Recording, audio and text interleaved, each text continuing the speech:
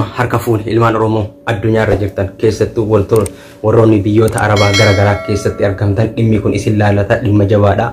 Waan kana irratti wal quba qabaachisuu qabna, walitti himuu qabna, qalbii keenya keessa qabanne Rabbi walii kadhachuuf qabna. Haala yeroo irra jiru kanaaf lammiileen biyyoota Arabaa Beeruutii, Dubaayii, Kwaatarii, Qatarii fi Saudi Arabiyaa dabalatee Yaman, Oman biyyoota Arabaa kamirrayyuu kan jirtan wanna ulfaataa akkam jabaattu harkaan qaba, wanna akkam yaaddessaa fi sammuu namaa cinquu fi nama gaddisiisu harkaan qaba, wanta akkam hamilee namaa cabsuu fi onnee namaa madeessu.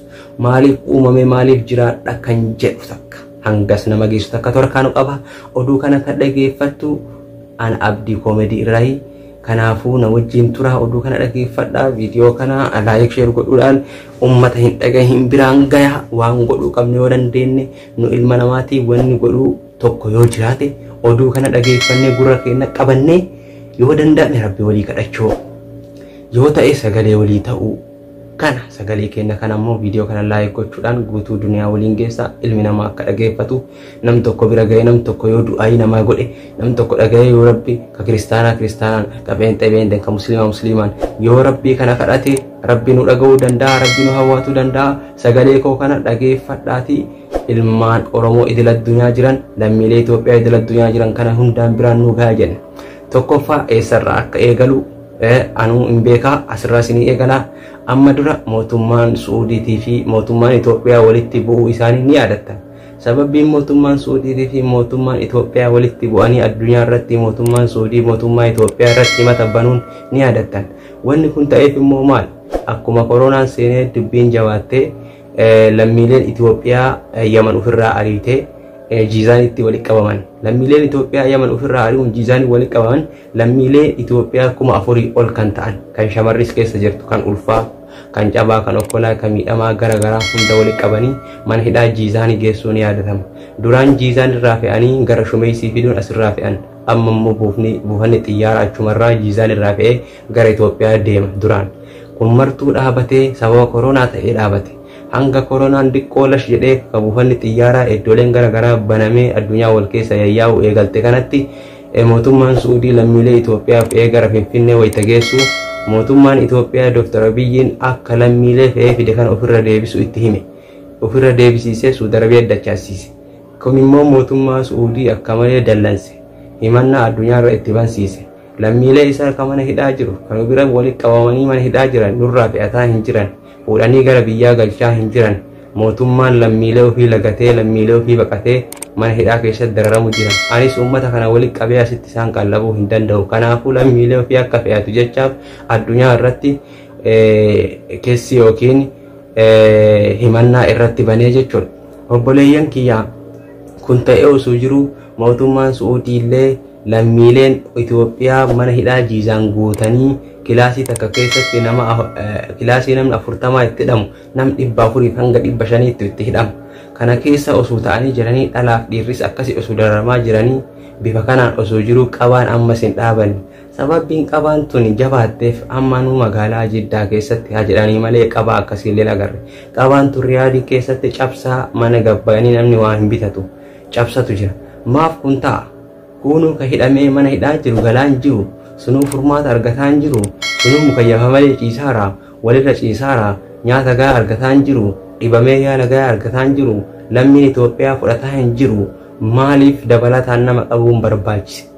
Immoo jireenya qaala'insa jireenyarraa kan ka'e magaalaa Riyaad keessatti namoonni dalagaa garaagaraa dhabuun kan ka'e uummata Arabaa yookaan iyyaala Arabaatiin walii galuun tokko jallatammaan Oromoo shamarran dalagaa isinii so'ina jedhanii shamarran fuudhaa mana addaatti galchaa hawaalaa buusisan, birrii irraa fuudhan. Rakkooleen kun babal'atee haala babal'aan Suudii keessatti deemaa jira. Suudii kana keessatti shamarran takka hojii seensina jedhanii birrii irraa fuudhuu irraa hawwaluu rakkoo guddaa dhageessaa jira. Asumaan shamarran teennaa bakka dalagaa yoo deemtan nama akkamiin akka deemtan, eessa akka deemtan, maaliif akka deemtan, nama akkamii akka ta'e qorachuu fi hubachuun barbaachisaa kan ta'u asumaan dhaamsa isinii dabarsina. Obboleeyyan kiyya kabajamoo fi jaalatamoo Riyaad keessatti immoo dhalaa irra dhiira irra qabaa jiran. Icciitii waan kanaa nu galuu dhabus rakkoolee kana babaa'atee ta'e rakkooleen dararaa shamarran irra gaggeessaa jiran kun icciitiin kun mootummaa biratti beekamtii argatee ta'e kanaaf kan ta'e hin beeku ijoollee dhiiraa akka malee reebanii mana caccabsanii qabu jiran. Uummanni kun eessa dhaqa? Garam deema? Akkam ta'uu ta'a? Kan jedhu waliin laalla. Kanaaf jechaa miti amma gara Yamanitti meesni haa darbu dubbii tanitti as deebi'a. Magaalaa Yaman keessatti amma dura ilmaan lammiileen Itoophiyaa haala gaariin nyaatanii dhuganii danda'anii sadaqaa kennanii fi barandaa isaanii afatanii rafanii gara Suudii kan as deemaa turan. Yamanillee biyya waraanaan bututti haa taatu malee lammiileen isinillee baqa haa deemtu malee garuu lammiilee baqatanii gara isii dhufan dararaa yookiin miidhaa gurguddaa irra geessaan ture. Hanga tokko danda'anii nyaachisanii obaasanii ofirra dabarsaa turan. Garuu uummanni Yaman yeroo ammaatti lammiilee Itoophiyaa irra waan akkamii geessaa jira yoo jenne waan akkam shuukanneessaaf waan akkam ulfaataa fi hamilee nama cabsutu lammiilee Itoophiyaa irra gayaa jira. Magaalaa Saadaa, Adan, magaalota gara garaa magaalota Yamanii keessa jiran magaalota gara garaa irraa lammii Itoophiyaa qabanii mana tokko hidhu jiran. Hidhaniillee dhiisaan jiran tumaa fi haleellaan reebichi gara garaa irra ga'u jira. Achirraa fe'anii gara sanaa geessan. Maaf uummata kana fe'anii sanaa geessuun barbaachise? Gara sanaa maaf fe'uun barbaachise? Wanni gara sanaa fe'uun barbaachiseef naa galuu dide. Achirraa fe'uu hin danda'an. Dura Yaman wayita waraanaan hin butunne, wayita buufanni xiyyaaraa isiin hin dhaabne, lammiileen Itoophiyaa yoo qabaman sanaa geeffamanii sanaa irraa tikeettii xiyyaaraa muratanii gara biyyaa balali'uun ni danda'ama ture. Amma Yaman ta'uufiitiifuu xiyyaarri bakka biyyasiisan keessa bu'ee nama fe'ee gara biyyaa galchuu dandeettii akkasii hin qabdu. Fuudhanii sanaa geessuun lammiilee kana maal godhuuf akka ta'e nu dhiba. Garuu uummanni mana hidhaa sanaa keessa jiru akka qaamni isaa tumamee dirmammaa jiru rakkoon gara garaa akka irra gahaa jiru himatan. Akkana jedhanii isin dhaamatan uummata Oromoo, uummata Itoophiyaa idil addunyaa irratti argamtan du'aa akka nu gootanii fi rabbiin akka nu kadhattan isiniin jedhanii isin dhaamataniiran. Dhiirti rabbiin dhaga'uu hin dhabamtu. Mee rabbi kadhadhaa fi isiniin jenna. Yaman kana keessatti illee lammiilee Oromootii fi Itoophiyaan akka malee rakkataa jiran jechuudha. Mee gara Suudiitti tasaa deebinu. Suudii keessa shamarran mana hojii sin geessina, mana dalagaa sin geessina jedhanii dhalaa Arabaatiin ta'e, dhiira Arabaatiin ta'e, ka Oromootiin ta'e walii galanii shamarran waan akkanaa irra raawwatuun waan nama saalfachiisuudha. Waan namatti dhagahamudha. Sababa kanaaf shamarran teenya irra deddeebi'uun isinii dhaama. Waan kana sirriitti eeggadhaa. Waan kana sirriitti jabeessaa. Tartaanfiidhaan suuta adda baafachuudhaan socho'aa isiniin jedha. Waan akkanaatu deemaa jira biyya Arabaa keessatti akka quba qabaattan isinii dhaama. Takka kana mootummaan Itoophiyaa immoo lammiilee ofii fe'atuuf yeroollee hin qabu, kaayoollee hin qabu, yaadallee hin qabu, quballee hin qabu. Maaliif? Mootummaan Itoophiyaa aangoo dheereffachuuf halkanii guyyaa ifaajaa jira. Siyaasa ofii qajeelfachuuf halkanii guyyaa ifaajaa jira. Lammiileen Itoophiyaa keessattuu lammiilee Oromoon itti dammaqanii mootummaa kana fonqolchuuf sirna nafxanyaadha jechuun mootummaa kana jijjiiruuf balaaleffatu jiran. Duula sitti godhu jiran. Qabsoo hadhaa geggeessu jiran. Mootummaan qabsoo kanaan biizii ta'e mootummaan aangoo ofii dheereffatuuf halkanii guyyaa yaadda'u kun yeroo lammii ofii fe'ee gara biyyaa galchu hin jiru. Kanaafuu lammiileen kun maaltu ta'ee gara isaanii ka jedhu nutti ulfaatee jira. Tasumallee fe'achuu hin danda'u. Ambaasiin kun immoo ambaasiin biyya keessa jiru immoo warra fedhii fooniitiif jiraatu. Warra ajaja mootummaa biyya keessaa eeggatee socho'u malee ofitti waa godhuu hin danda'u. Lammiileen kun immoo jidduu kanatti miidhama gurguddaatu irra gahaa jira. Dur mana hidhaa Suudii akka beeknutti firaasha kophatti argan, tiraasa kophatti argan, uffannaa kophatti argan. Yoo akkam jabaate bultii 7 keessa fe'amne, yoo akkam dheerate 15, yoo akkam guddate 6 keessa gara biyyaa fe'amnee gara. Sunuu ji'a namni gahu hin jiru. Waan akkanaati namni yoo qabame nagaan gara biyya abbaa ofii gala ture. Amma sunillee hin jiru. Wanni sunillee taa'aa hin jiru. Lammiileen kun akka malee akka rakkataa jiranii fi rakkoo beelaatiin akka rakkataa jiran nu himan. Keessattuu warri mana hidhaa Yaman sanaa keessatti argaman bishaaniif midhaan illee argataa akka hin jirre himan. Beelaan akka miidhamaa jiran himan. Dararaa guddaa keessa akka jiran himan. Tumaan akkas waa baay'eetu irratti deemaa jira ilmaan Oromoo. Waan kana hunduu yeroo ammaa qabsoodhaan biizii taanee jira. Mootummaa gabroomsaa kana buqqisuun biizii taanee jira. Namni qabsaa'aa gabbayee qilleensa addunyaa kanarratti qabsaa'aa dhagaa darbataa osoo du'e waan nama miidhookaa waan nama dhagahamuu miti. Maal hidhaa biyya namaa haasoyna? Biyya keessatti illee hidhamaa irraa jechuun keessaniin oolu. Dhuga hidhamaa jirra. Garuu uummanni kun sagalee nama ta'uuf barbaachisa. Sagalee isaanii isin dhageessisuun barbaachisaadha. Amma mootummaan Suudii kun himannaa deddeebi'ee mootummaa Itoophiyaa kanarratti banaa jira. Mootummaan Itoophiyaa immoo himannaa isaa kanallee dhagaa hin jiru. Keessattuu mootummaa Suudii keessa dallanse lammiilee kana fe'ee gara Finfinnee wayita geessu achi ofirra deebisiisee Suudiitti deebisuun sun baay'ee tokko isa rifachiisee jira. Waan guddaadha. Akka icciitii dhaga'utti hunda'u mootummaan Suudii kun akka beenzilallee irraa dhaabu. Itoophiyaan beenzila mootummaa Suudii kanarraa bitatti. Waan kanallee akka irraa dhaabu himuuf jira mootummaan Suudii waan akkanaatti deema. Obboleeyyan kiyya waa tokko walii godhuu dandeenya.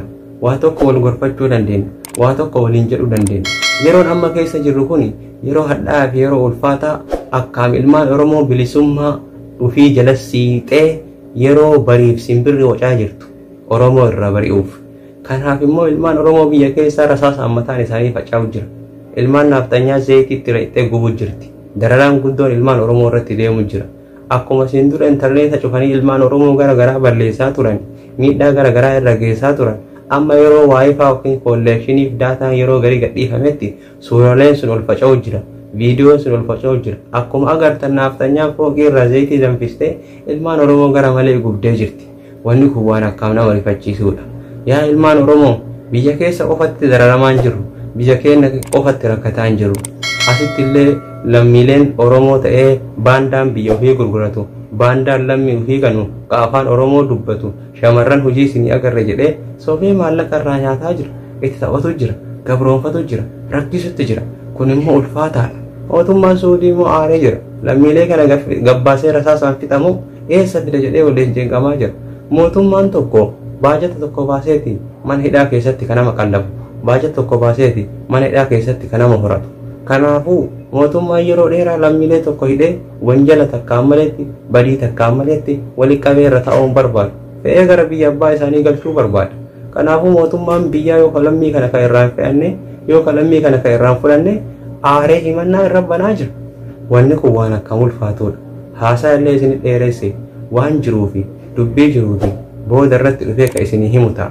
Waan jiru hundaa gara chaanaal Abdii Koomeediitiin kan isin beeksisu ta'a. Chaanaala kana sabiskiraayib godhaatii laayik godhaatii odeeffannoo arginee fi waan agarre tokko walii dabarsine. Obboleeyyan kiyya ka kiristaanaa, ka islaamaa, ka musliimaa hundinuu amantimatti amantu saniin mee rabbitti bahuu fi lammiilee kana lammiilee bishaanii midhaan dhabanii rakkataa jira. Lammiilee waan nyaatan dhabanii rakkataa. Kanaafuu obboleeyyan kiyya kabajamuuf jaalatamu Piliis yeroo takkamii dhaabbadhaati lammiilee kana akka rabbiin birmatuuf gaafadha. Namni tokko yoo sirraa hidhame anis osoo bakka san jiraadhe jedhee ilaaluu qabna. Namni tokko sirraa shamarri tokko sirraa darramte ani osoo bakka san jiraadhe. Keessattuu mana hidhaa jiisaan keessatti shamarran ulfaa waa baay'ee rakkataa jirantu jira. Akkaan garaana nyaatan shamarran sunni mana hidhaa san keessatti yoo argu. Obboleeyyan kiyya kabajamuuf jaalatamu waan kanarratti akka rabbiin kadhannuu fi akka yeroo takkaan dhiirti rabbiin isa dhageettuu hin dhabu. Dhiirti rabbitti yoo boo'ee milkaa'uu hin dhabu. Piliis rabbi kadhadhaa fi piliis rabbitti boo'aa fi ankasii wajjin ture Abdii Koomeediitii.